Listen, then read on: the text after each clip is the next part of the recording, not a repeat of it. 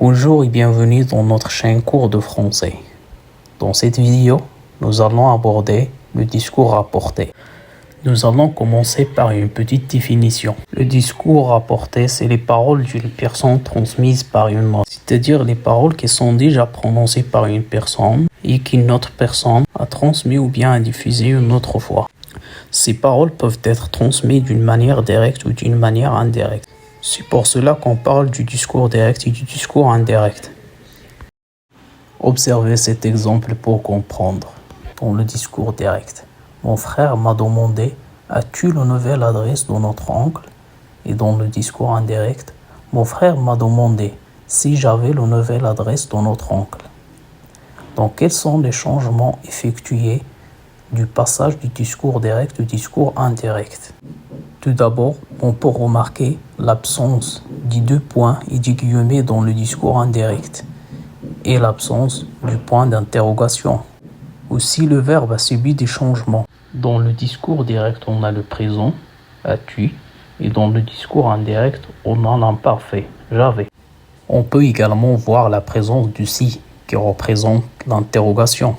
Observons ce deuxième exemple. Daniel m'a dit « Mon père a été malade hier ». Pour transformer cette phrase au discours indirect, nous devons premièrement observer le verbe introducteur. S'il y a un temps du passé, par exemple le passé composé, l'imparfait, le plus que parfait, le passé simple, il y aura des changements. Sinon, il n'y aura pas de changements au niveau du verbe du discours rapporté, bien sûr. Donc le verbe introducteur a dit, c'est conjugué au passé composé. Donc il y aura des changements. Mon va devenir son et le verbe a été va devenir avait été et hier va devenir la veille. La phrase introducteur Daniel m'a dit ne se change pas. Puis la disparition des deux points et les guillemets et des points d'interrogation ou d'exclamation s'ils sont dans la phrase. On ajoute également que ou bien si ou bien un nom interrogatif comme, quand, où, comment, etc. Le déterminant possessif mon va se transformer en son. Et le verbe a été, qui est au passé composé, va se transformer au plus que parfait, avait été. Et finalement, hier va se transformer à la veille. En somme, voilà les changements qu'on peut avoir lors du passage du discours direct au discours indirect.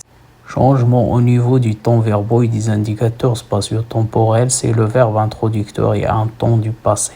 Changement au niveau du pronom et des déterminants. Changement du moyen utilisé lorsqu'on pose la question totale. Exemple que ou bien l'inversion du sujet devient si. Les mots qui servent à poser une question ou bien une interrogation partielle restent tels, ils ne se changent pas. Attention, la phrase introducteur ne se change jamais. Pour terminer cette vidéo, voilà les tableaux des changements effectués, c'est le verbe introducteur et à un temps du passé. Pour les temps verbaux, le présent et l'imparfait devient imparfait, le passé simple et le passé composé devient le plus que parfait, le futur simple devient conditionnel présent, le futur antérieur devient le conditionnel passé et l'impératif devient de plus infinitif.